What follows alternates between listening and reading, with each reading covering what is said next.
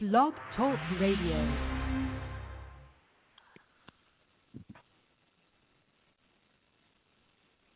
Hi guys, welcome to the Ignorance Equation. This is my Wednesday night music show, Musical Osmosis. I am your host, Nick the Saucy One Catsaurus, and I am broadcasting to you live from the land of meth and honey out here in Cherryville, Tennessee. I also want to introduce my amazing, beautiful producer, the Via Zapata, to my guest, Danielle Prizer. What's shaking, darling? Are you out there? Hello, baby. I'm here. Can't hear me. All right. Well, here's what we're going to do. On Sunday nights, I have a political show. I want to start doing a music show every Wednesday. Have some of the bands on that I grew up with that I really admire and I really dig. Going to kick some old school music, talk about the band, want to talk a little bit about politics too, because, you know, the kind of music that we played and listened to was very political, socially charged type music. So I think that's important to talk about. The next guest that I'm going to have on is going to be Andy Gimmi. We're going to talk about music today. We're going to talk about his band, the projects he has going on now, Honor's Way, Utterkrap. I am hoping that Pat Sheehan from Utterkrap will also call in too, because honestly, I defy anybody to find anybody who knows more about good music than Pat Sheehan. So anyways, I'm going to play a song to start off with by Honor's Way called Misery. It's my favorite song by him. I really dig the lyrics too.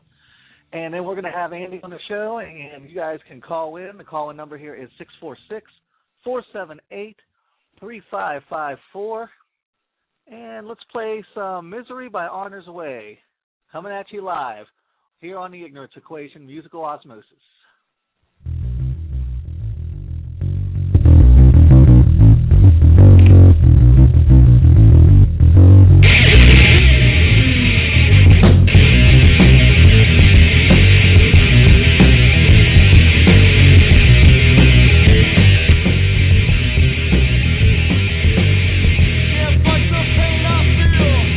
Nothing left to me now. Shall ever mortal man.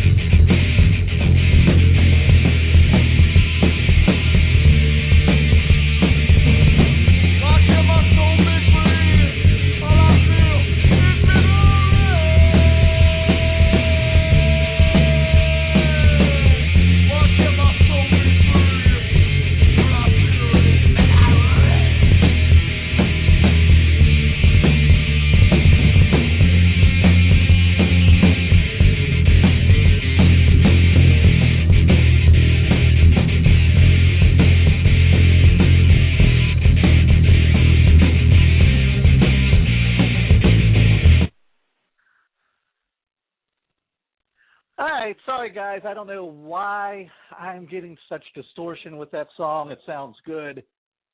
Sounds really good production-wise outside of what you just heard. It must be a technical difficulty with the studio here. Hopefully that won't happen on the next song. I've got some other crap and some more on his way coming up. But let's get Andy Gimmi on the phone. He's been holding for 8 minutes graciously. Give me 1 second. Let me pull him up. And, Andy, you are live, my friend. Hey, what's going on, Nick? Nothing, brother. I want to let you know that I fought temptation. I was going to introduce your band and then play some Cherry Pie by Warrant just to fuck with people. So you'd be glad to know I took the high road and actually played your song. Well, I mean, as long as it wasn't Tora Tora, we wouldn't cross any lines, really. Tora Tora would have been sweet, especially since I'm down here in Tora Tora land in Tennessee. Yeah, I'm pretty sure, like, it's, I think it's a law down there that they have to have a poster at every store. You know, about 20 years ago, back in the 1850s, I was on a magazine crew, and I stopped at a liquor store in Memphis, and there was an old guy working the counter. Like, the guy was, like, gruesome, 70 years old. And behind him was a big picture of Tora Tora. And I was like, I said, who's in the Tora Tora in this store? Because I knew it couldn't be him. And he was like, that's my son's band. So, like, I met the dad from the guy from Tora Tora, and he owns a liquor store, which isn't impressive at all. But I thought it was funny. Anyways, let's talk on this way. All right. Why don't you give us some history of the band? I know your history, but just like last week, I want other people to hear that might be hearing you guys for the first time. Well, it was just a couple friends. We ended up meeting up with each other down in Norfolk, Virginia Beach. The guitarist was Chris Lee. The drummer was David. I can't remember his last name. It's Robinson. I don't remember. Yeah, it was Robinson. Yeah, they were. And then on bass, it was like a bunch of people. I mean, I think even you played a song, I'm pretty sure. So I know Rob Kersing was once. I think Brad Kegg was one time. Yeah, we always had bassist problems and drummer problems. But Dave was pretty good. But he's only like 17, so, you know, when you're 17, you don't really know what you want to do. So, but he was a really good drummer, and Chris was a really talented guitarist.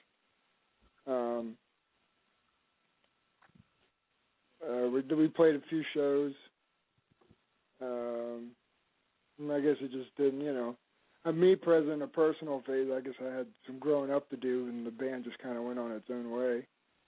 But I think it all really kind of ended because we just so hard to find a drummer. And, you know, everybody that you try out or whatever is just, they're not really serious or they don't care. So I kind of lost a little bit of heart in it for a little while, but it was a lot of fun playing out, like that kind of stuff. But how many shows did you guys play? About 5? Yeah, I think something like that. No, I seriously doubt it was more than that. We played. And I've got the demo, of course, with the 3 songs on it. How many songs total did you guys have?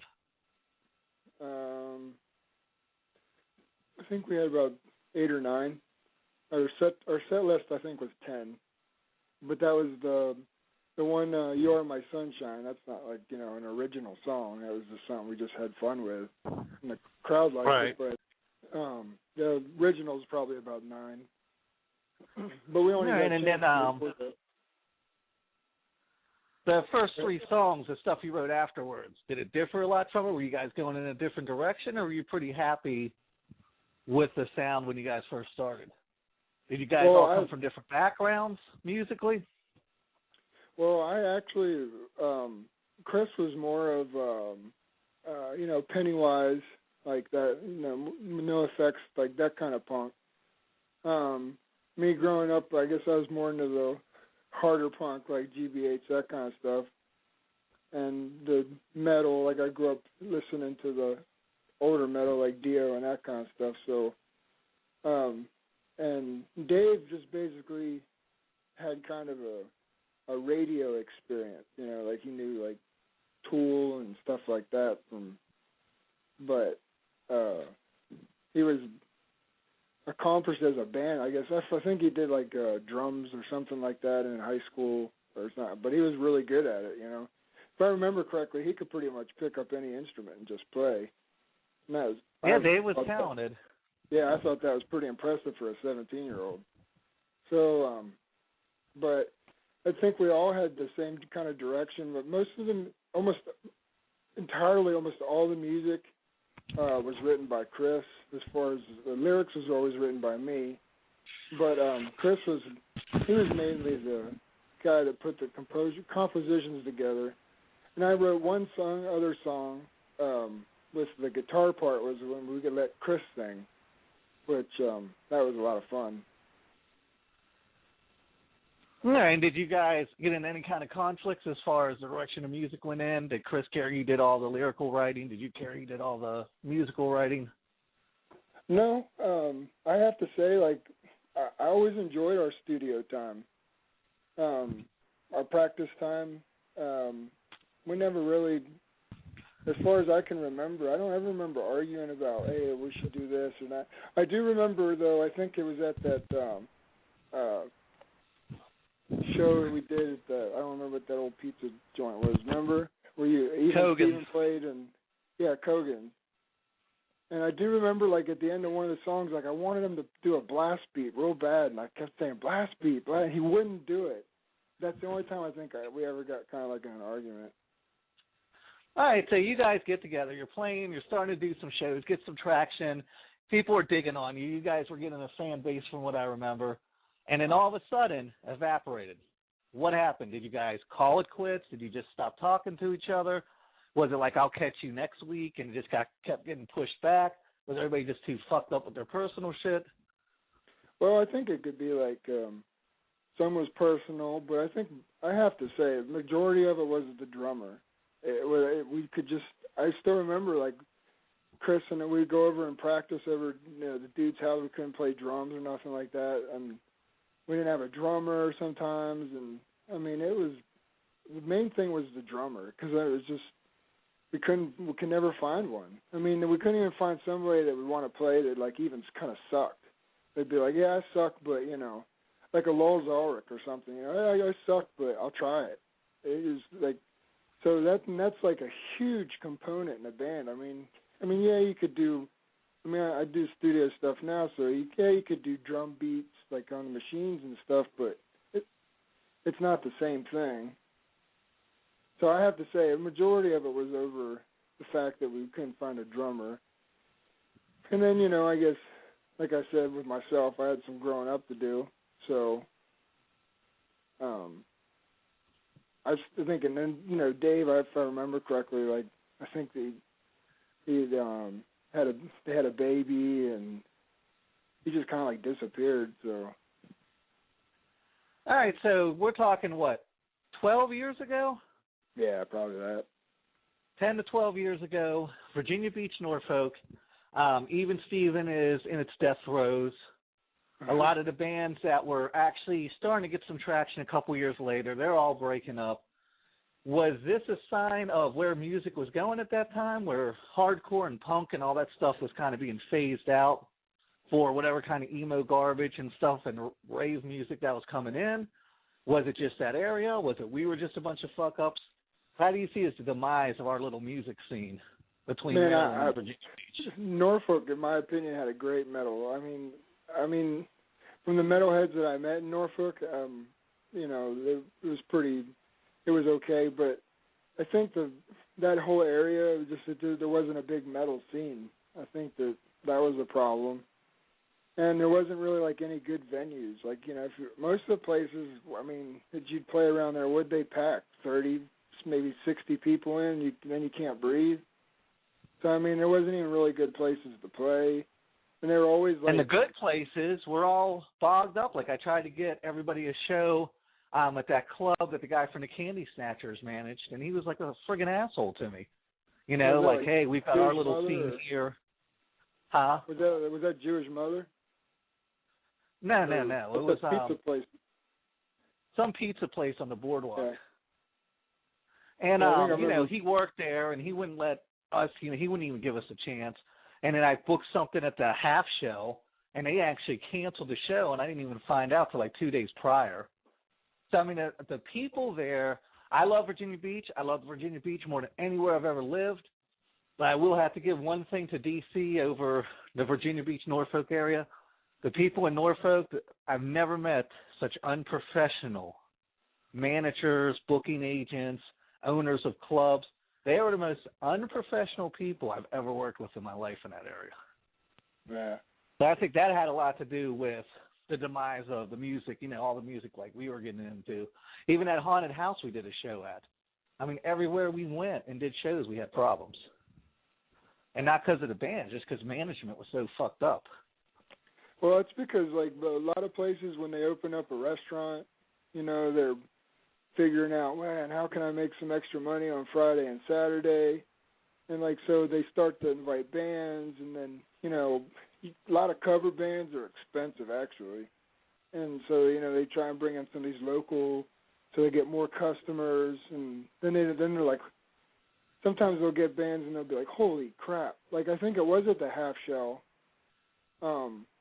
There was a Construct was playing, and, they're not like death metal or anything. I don't know if you remember those guys, but yeah, I remember. We went to one of their shows. And I dug them, man. They'd paint, and they had like a cello player and stuff. It was cool, but we played a couple shows with them, and we went to it.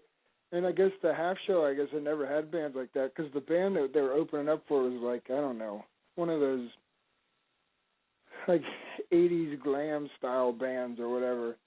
And, sang Bon Jovi songs. So, like, Construct gets up there, and, like, they open up, and it's like, people, and then, like, the bartender's, like, jaw drops. It's like, what the hell? They only let them play, like, 2 songs, and they cut them off. And so, I mean, that's... Yeah, it's a bad area. I mean, the only good place we ever played in Virginia Beach, and it was the greatest place, it was one of my favorite places I've ever played at anywhere, was the Elbow Room. And the city kind of fucked those guys until they went out of business. Yeah, they were the only guys that treated their bands patio. right. Yep, they were awesome. Yeah, that was a great... I think I went and saw, like, FDA, and I don't remember. It was a long time ago. You guys, they played at the Elbow Room. FDA played there. We played with FDA a couple times, and then they had a big show where they, like, played with Meat Jack and some other out-of-town hardcore bands. Yeah, that was a pretty cool venue. You got to stand outside and that kind of stuff, but... Drink your little pitcher, watch the cars go by. I mean, what I'm saying is, like, like, how hard it is to be, like, in a band, and you're just trying to make it and all that other stuff. It's incredibly disheartening to a lot of people. That's why I think a lot of people give up, because, of musicians nowadays are just it's such a dime a dozen. Because, I mean, right. So the quality of music's, like, definitely deteriorated. So, I don't know. There's more money in cover bands, dude. I was hoping Pat Sheen would be on the show today. I think Danielle's going to try to get a hold of him. I can hear the phone ringing on this end, but I'm hoping that he'll be able to come on and talk, too. Right. I don't know why. Hello? Let me mute this. This is so unprofessional. You there? Yeah. Okay. So, anyways, why don't you tell us a little bit about Utterkrap? Oh, I have to say, Utterkrap is probably easily the most funnest time I've ever had making music. It was, of course, Pat and Pickle did vocals, and I played drums on one track, or maybe 2 tracks, and Pickle played drums on all the, I guess, I don't remember even how many tracks there were. I think there's like maybe 5, I don't remember. But I know I played. I think there's like 5 tracks that totaled about 6 minutes. Yeah. Well, that's what you get when you team up with Pat and Pickle. I mean, you're definitely gonna get some anal blast material. I think the one song is like the lyrics are like really like about I don't know like I don't remember. It's like dancing in the field with like butterflies and shit. But it sounds like. There are demons escaping from hell. It was a lot of fun, and we'd switch up. And Chris played guitar for a couple from my band, and then I played guitar for a couple. So yeah, that was a lot of fun.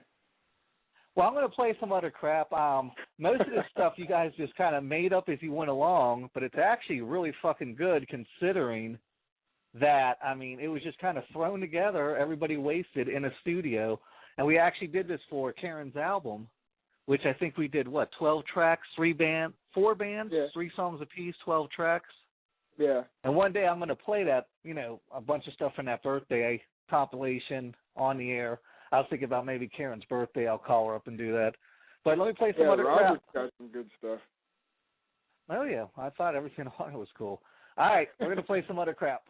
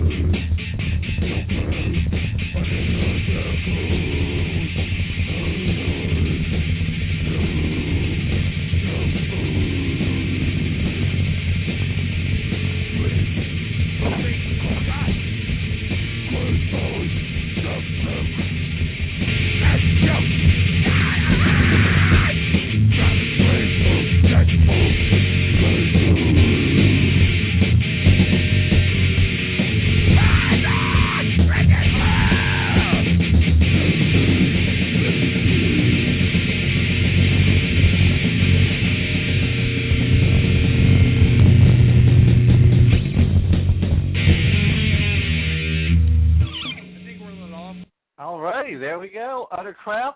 You still with me, Andy? Yeah.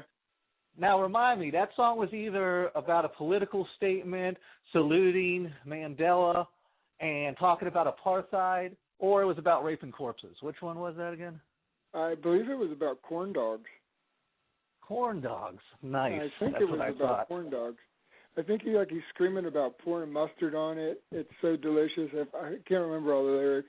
But that was Patrick's was screaming that elegantly, and Pickle was playing drums. I was on guitar, and I think Chris Lee was on bass. As a matter of fact, I think Rob played a couple tracks too on that, so as bass player. Well, I just want to let you know this music's not copywritten, so I can't be responsible if Oscar Mayer steals it to use for advertising.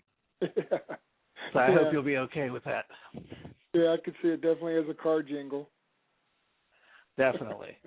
All right, so we got some more music coming up. If anybody wants to call in, the call-in number here is 646-478-3554. Calling in, talk to us. All right, so let's talk about music then, music today. I'm a crotchety old man, so I get to say this generation's music sucks. I'm not sure. Maybe you'll agree, maybe you won't. What do you think?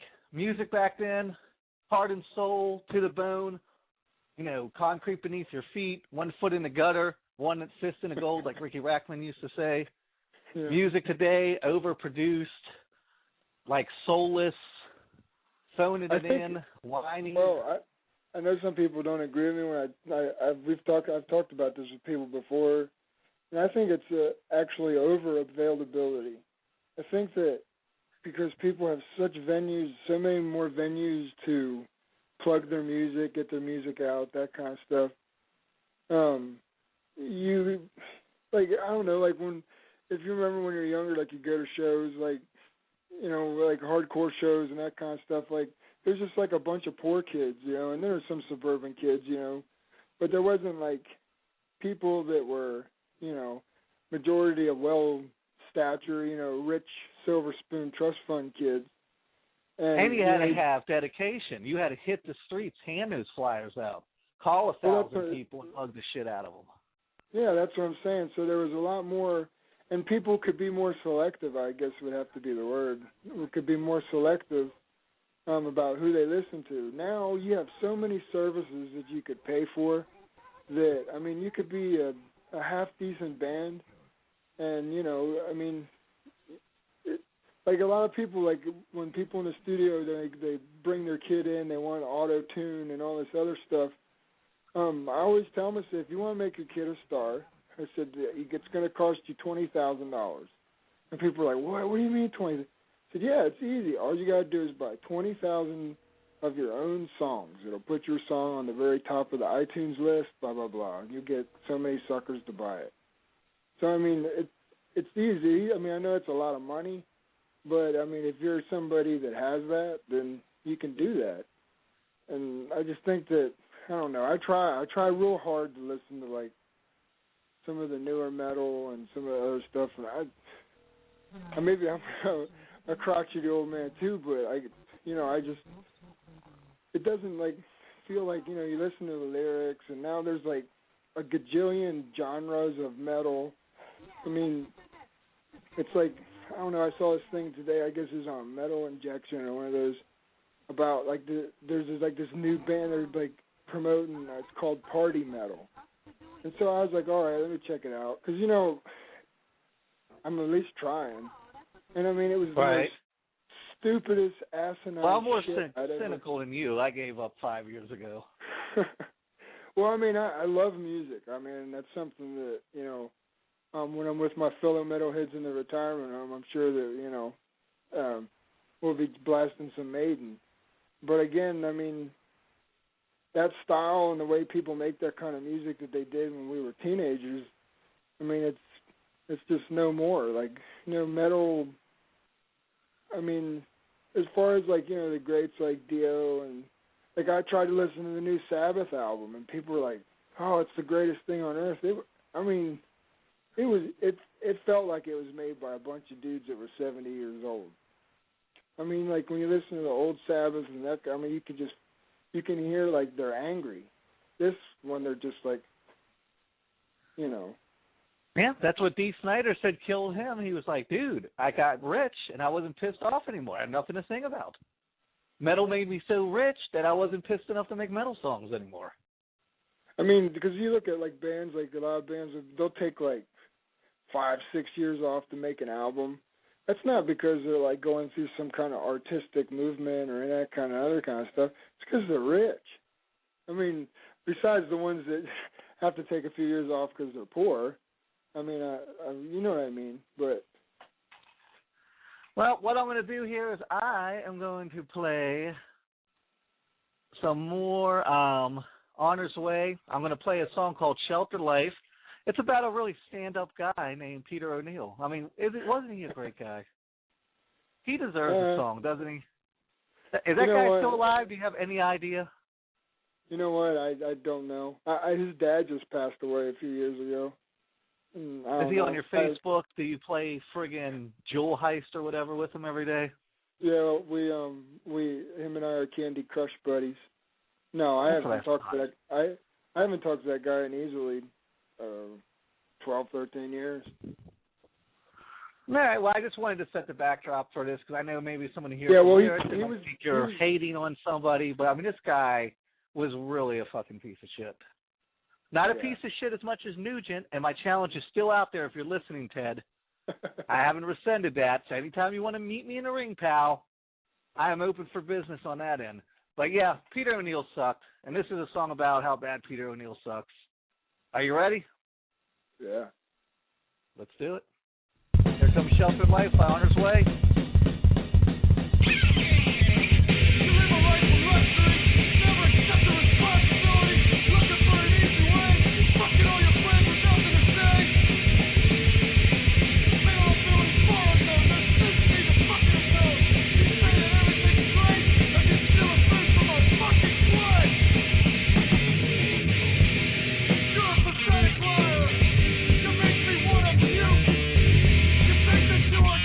Yeah.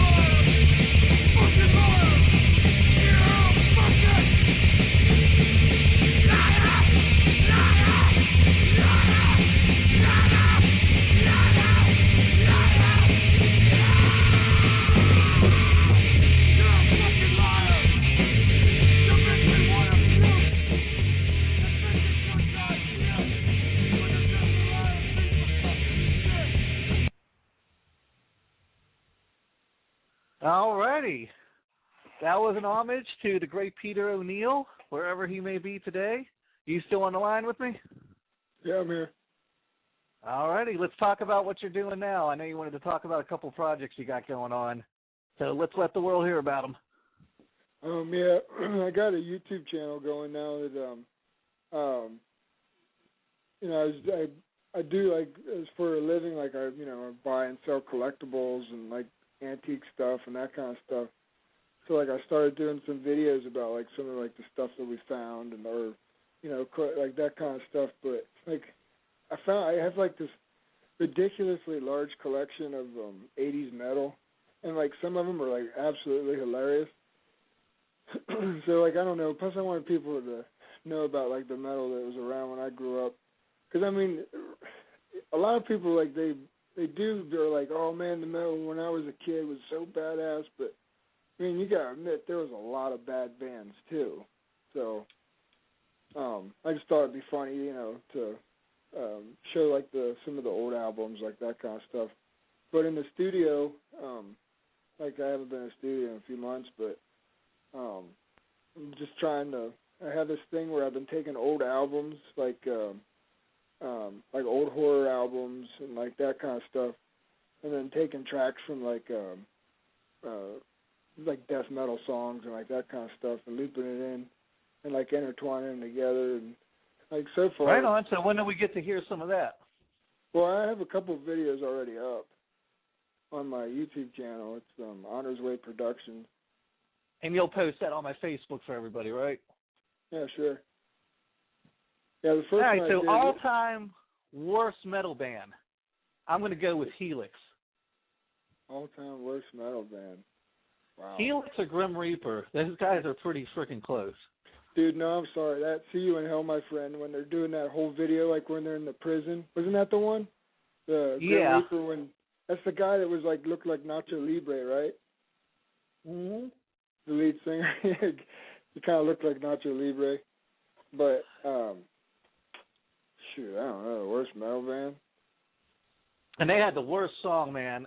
I think they had the worst song I've ever heard in my life. It was a song called Suck It and See. And it was just about the glories of his penis and how sucking it will make you see the light. It was an amazingly horrible song. But I mean, it's one of those songs that are so fucking horrible you have to listen to it. I mean, I've actually got it on one of my mix CDs. I have to be in a really like self-destructive mood to listen to it. How about any metal band that basically had played at Wilmer's Park? Which one is that? I mean, the local one. What was the one called? What was the one that... It was Who Is God? No, man, the one... Dude, who was the dude that had the bass player? And he'd flip his bass over and there was a mirror on it? Oh! Yeah, I don't know if they ever played Williams Park, though. What the hell was that kid's name? I remember Aaron Watson was in that band. And I can't remember that guy's name. Rickett? Was it like Jason Ricketts or something? I don't remember. That's why I was relying on you. I just remember the show. I'm pretty sure that was at Wilmer's Park. It wasn't like not Steel Dragon or, I don't know, Tempered. I don't remember you what the name was. You talking about Tempered Steel? It could be. Yeah, you know, one of those guys, Harry Jay Yeomans. Who? Yeah, Jay Yeomans. I know his brother Eric was in that band, but Jay Yeomans, he got murdered. He got shot by the same people who did that like Starbucks murder in D.C. like 10 years ago. He got shot right around that same time. Yeah, that's pretty messed up. But I always thought Tempered Steel was actually pretty decent. They used to practice in a storage spot. I used to go watch my stepsister's boyfriend's band play Crash Course. Those were the days. So do you have anything else going on? No, not right now. That's about it. That's about as far as my music stuff's going. I mean, I'm always looking to do other different projects like videos and stuff. I like doing the video editing and stuff. I've been working with that stuff, but maybe I'll go back to school and get a degree in it or something. Any chance of another crap reunion? Yeah. If we all live another 10 years. I think Pickle will be around. I just want to say this show is an homage to Pickle. I wish he could have been on the show today. I actually want to play something off the Even Steven album. I know it's not an Even Steven show, but we are talking about Pickle, and Pickle will always be one of my favorite people. We're going to play a track from the Even Steven album. It is actually a crank phone call we made to Pickle. He had no idea it was us. It was my singer calling him. And then we had about a 30-second song called Pickle, which was about Pickle. And we called him from the studio, drunk, snowed in. It was awesome. You want to hear some Pickle? Yeah, let's do it. All right, here comes Pickle, prank call, followed by the Pickle song.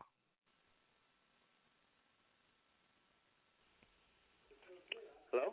Yes, may I speak to Pickle? This is him? Pickle, it's Ralph. Sorry, I was busy. I'm from the gold mine. Do you remember me? No. The other night? With I remember your long hair, okay, and you were kind of stroking my back. Do you remember? No. You know. No. You were kind of drunk, but you gave me your number, and you said to call you. Who are you? It's Ralph from the gold mine. Don't know you. You don't know me? No. Ralph, I'm kind of upset about that. You don't. This is a joke, right?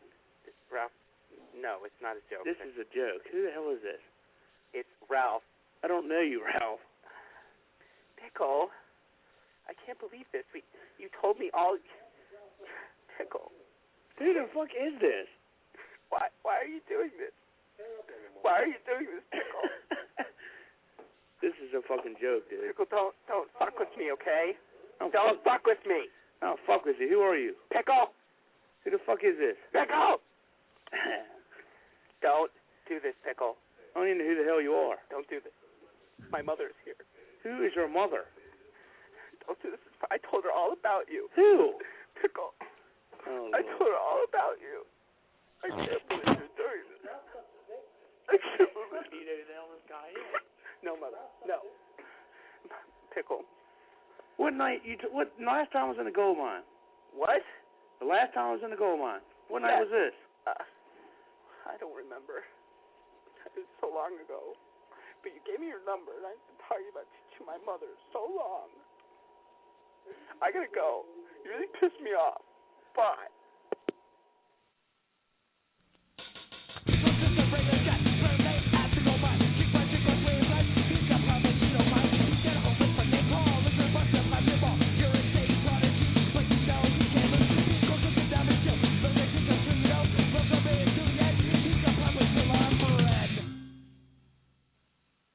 And there we have it, Pickle. I miss Pickle. My favorite, one of my favorite Pickle moments, he used to get so fucked up when playing drums, he would put a bucket next to him, and he would vomit while playing drums and not miss a beat. Yeah, I'm pretty sure when he played drums on the other crap tracks, he was hammered. You think? Yeah, I think. What's your favorite Pickle story? Let's see. There's tons of them. A lot of late night at Denny's.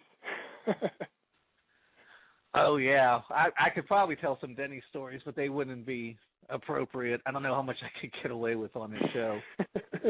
Yeah, well, I'm trying to think I told some of them, fucking Denny's might sue me if I let out some of the shit that used to go on there. It's kind of, I don't know, I'm trying to think of some experiences with Pickle, from especially back in the day, but I think most of them involved drugs in one form or another. Indeed. But I don't know, I have to admit, that was a lot of fun. Going into Denny's all blitzed out of your mind. And Pickle was just one of those people that, I mean, he was always great to, like, you know, party with or that kind of, man, he would just make you laugh. Okay. How about the party at Patrick's house? Which one? Remember that one? When Pickle rolled himself up in that blanket and he was telling everybody he was a worm? Oh, yeah. People, I don't want to tell that story. That might piss Pat off about his house. Oh. Yeah, but, yeah. Yeah, because they say, hey, tie the house down, I'll be right back. Everybody ties. They had that big thing. I don't know why he had it. He just had like a big string of yarn in the middle of the living room. Yeah, I think it would have been one of the greatest rock and roll moments in history if Utterkrap would have made it. And I'm talking prime time. I'm talking like pushing like Taylor Swift numbers. 13-year-old girls with utterkrap shirts. That's the America I want to live in. An America where 13-year-old rich girls have a picture of Pickle vomiting on their shirt. Yeah. That'd be pretty awesome. That's the vision that I have for our America. All right, well, I've got another track by utterkrap here. If anybody wants to call in, we've got about 18 minutes left. The call-in number is 646-478-3554. If you have any good on-our-way utterkrap stories you want to talk about or just have any questions for Andy, let's play some more utterkrap. I'm not sure if it's just a production of these songs or what the problem is, why today the songs are coming out kind of distorted. I'm messing around with the equalizer here, so I'll play track 13, utterkrap.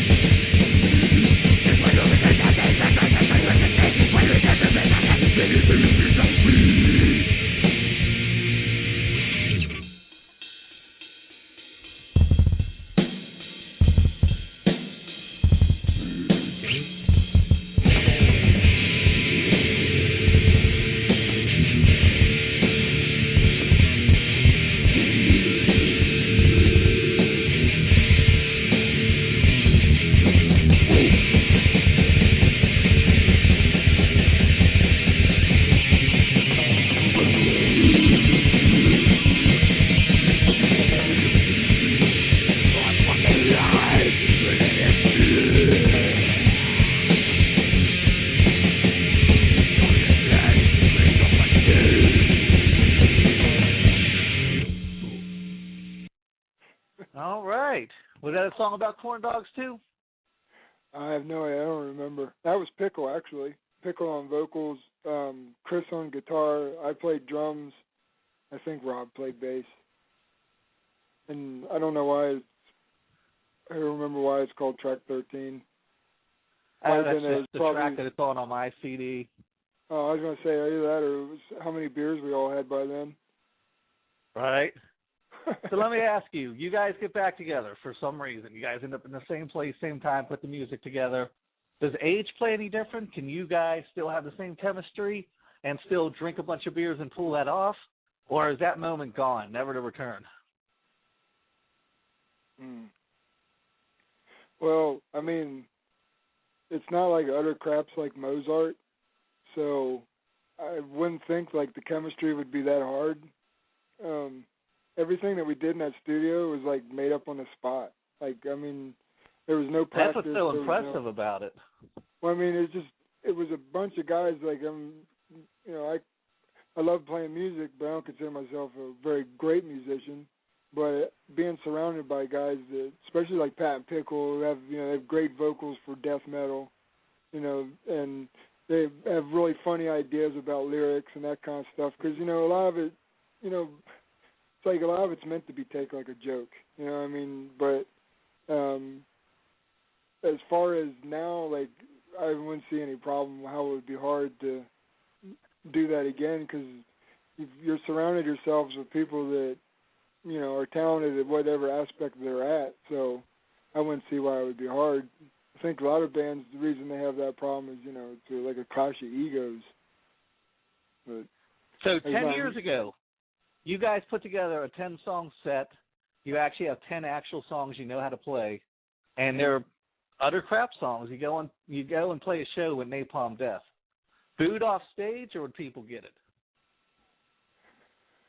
Oh man, well I guess if you listen to like Dillinger and Escape Plan, you like those kind, then I guess they'd probably get it.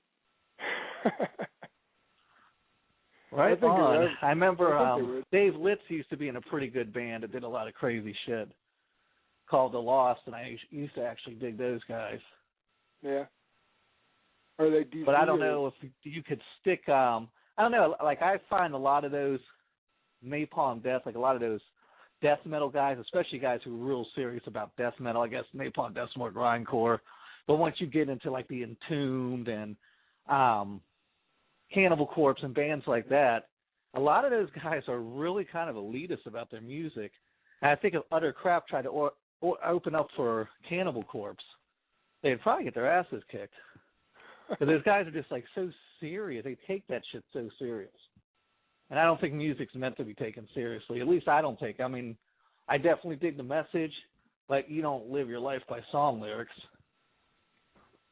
Well, I guess some bands take it pretty serious. Like when we went to a show, like I don't know, it was in DC. When I think it was Machine Head was playing, Napalm Death, the Obituary. I think it was like called Return of the Fourth Reich Tour or something. I don't remember. It was like 92, 93, something like that. But Brian and a bunch of us, man, I wish I could remember most of those guys' names. But a lot of them were like DC Unity Skins and that kind of stuff.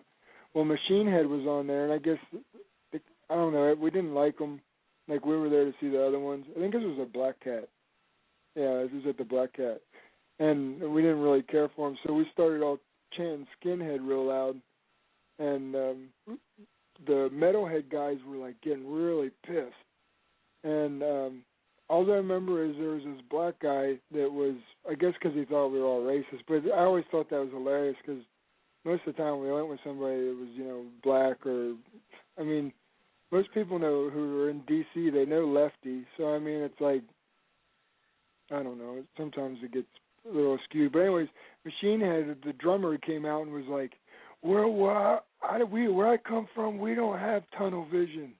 And, like, people started kind of booing him. But that was kind of funny to rile up Machine Head.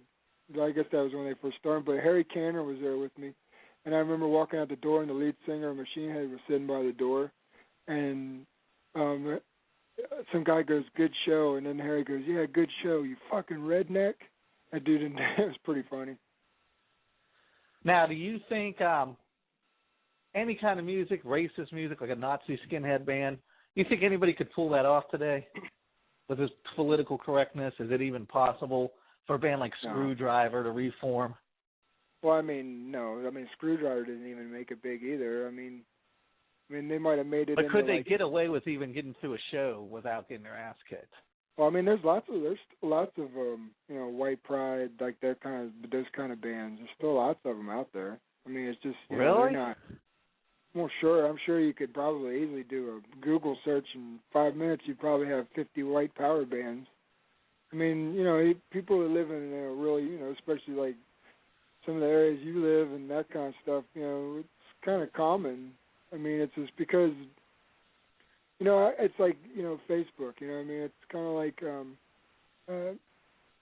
somebody will be like, oh, man, you suck on Facebook. And then you're like on the phone, you're like, hey, man, what would you mean by that? And they're like, oh, nothing. It's okay. Nothing. Don't worry about it. I mean, it's kind of like the same situation. Does that make sense? Yeah, but I don't see any kind of Nazi or racist band getting the traction that even a band like Screwdriver got 20 years ago. I don't think that's possible. Well, Screwdriver got the attention they got was mainly, in my opinion, was just because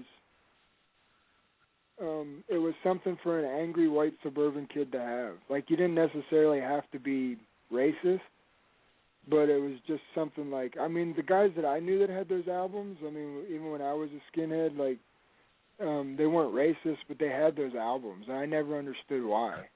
And they would always be like, oh, fuck Nazis, but then they wouldn't, that's the only, in my opinion, like, I think in maybe England they might have been kind of big because at the time it was more, they had a lot of workers' rights problems and that kind of stuff, because skinheads wasn't really about, they were more about workmen's rights. I mean, I don't know.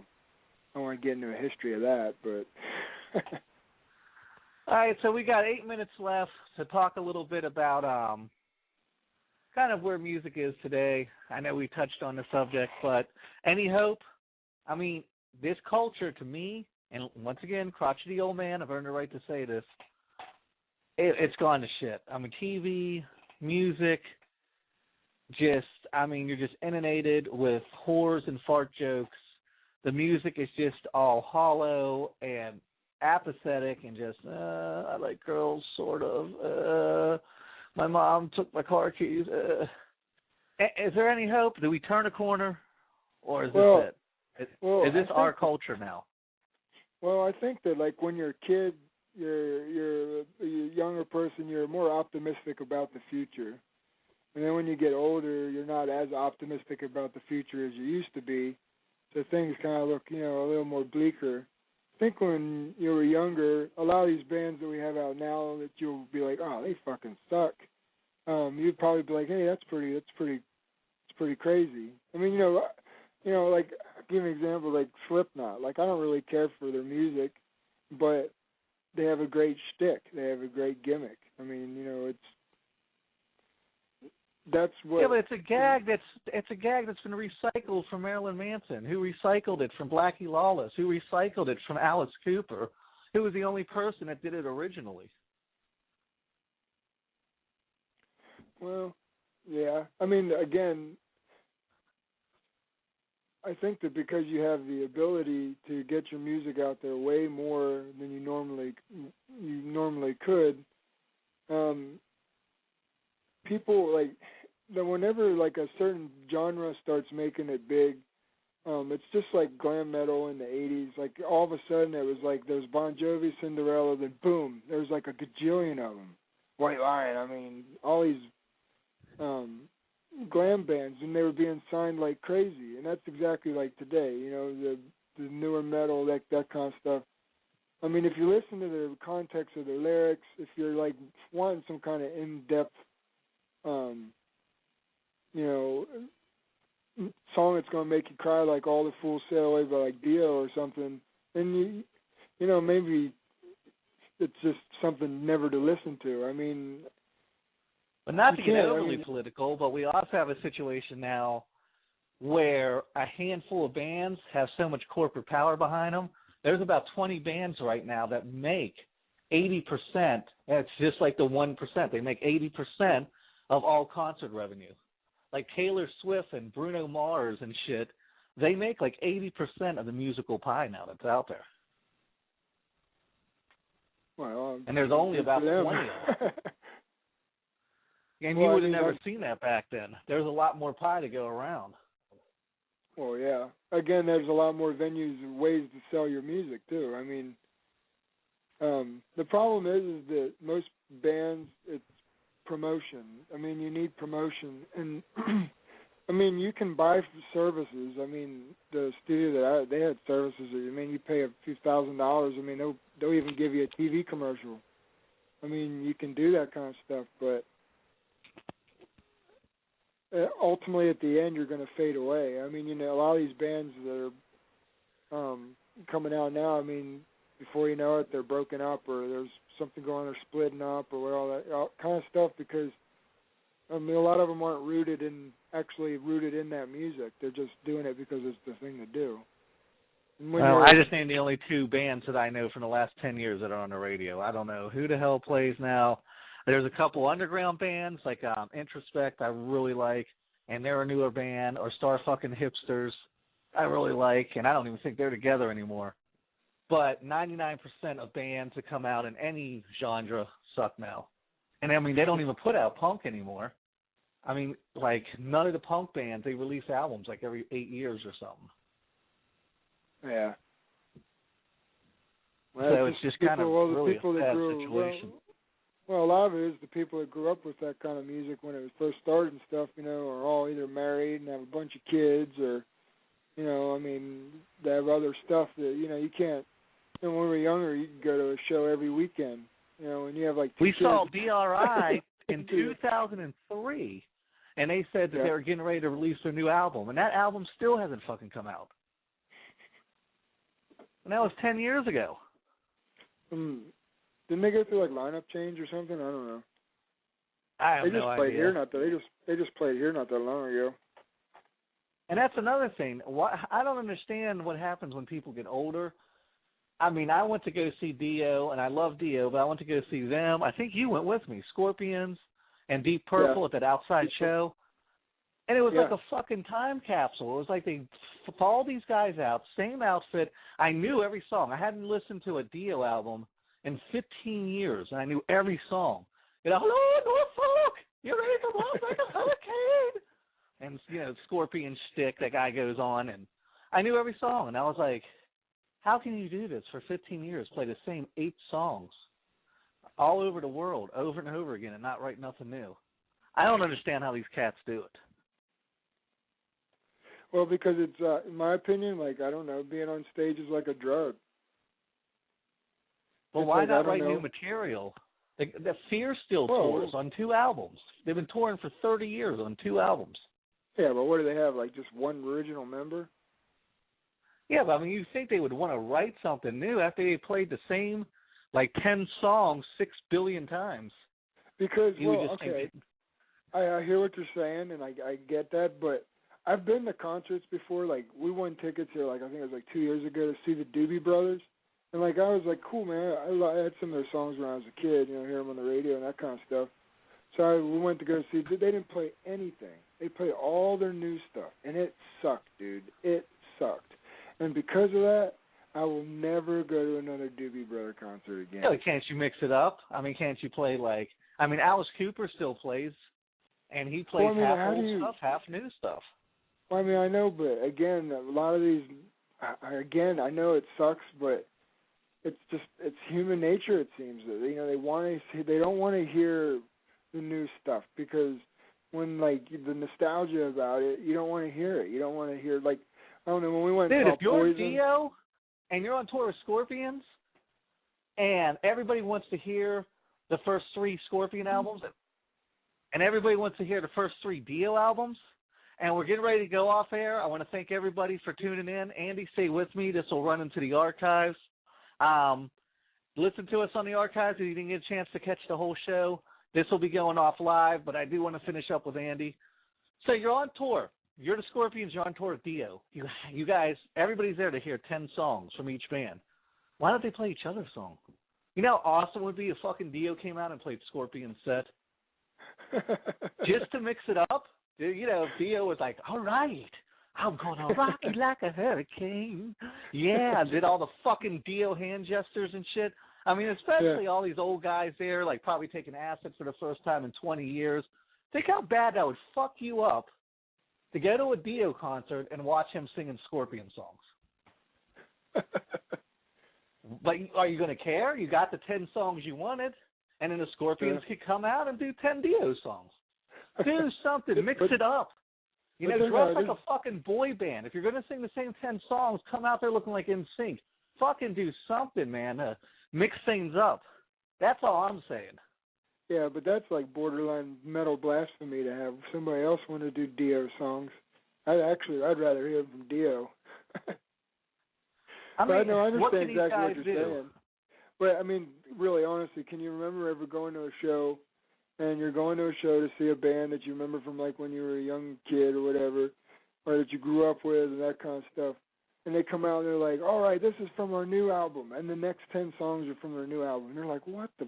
I mean, well, I can't think of one time that I've been to one and be like, oh, right, this new stuff is awesome. It's usually like it's horrible. And it's just because, I thought that when I went to see Sublime, and they played their new stuff, and I'm glad because the guy, Brad Knoll died like 3 weeks later, and they never got to tour on that new album. You know, that album came out after he died, or shortly, like, right before he died, and I got to see Sublime at Capitol Ballroom right before he died, and I remember, like, hearing songs. This song, Pawn Shop, is going to be on the new album, and them playing a few new songs, and I was like, fuck yeah, this is awesome. And I would have never got to see those songs live had he not had the guts to get out there and say, we're going to play a couple new things. We're not just going to play friggin' Date Rape 7 times. Well, we're going to get out here and play some shit you don't know. Well, again, the problem is that most bands don't do that. See, that was a perfect formula. That's probably because from years and years of touring, they know what they're doing.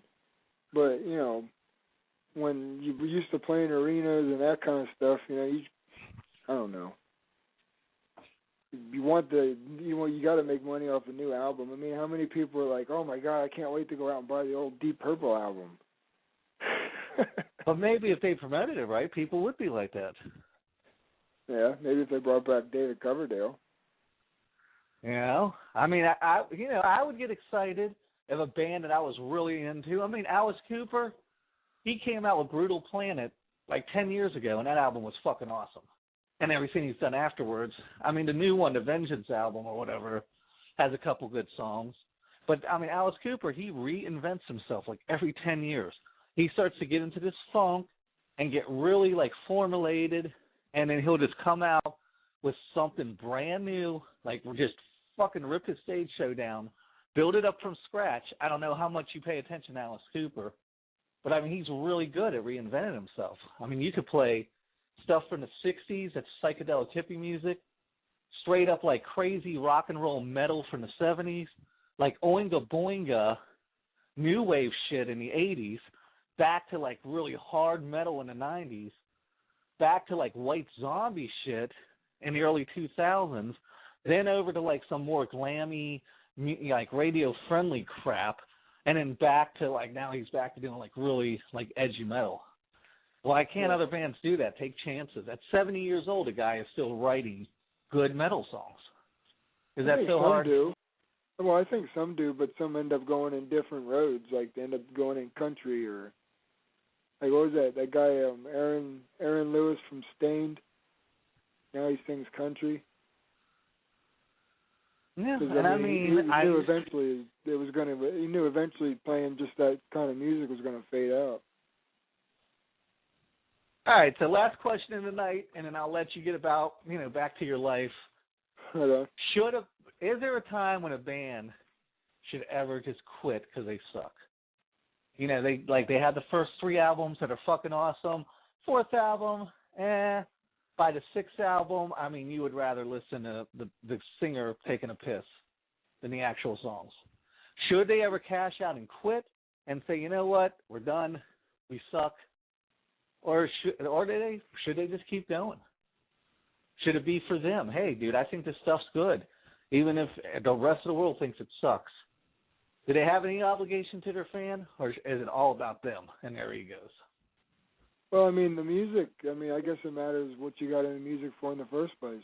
If you got into it for money, then yeah, if after your albums, you're obviously making stuff that people just want to hear at the time, whatever the fad is, so you're going to eventually fade off into obscurity, but people that constantly reinvent themselves, I applaud those, and I hope that they keep going. But, again, I think sometimes, it would be hard to tell a musician to say, hey, man, you're delusional, your stuff sucks. Because most people, especially me being a musician, you're an artist in a sense.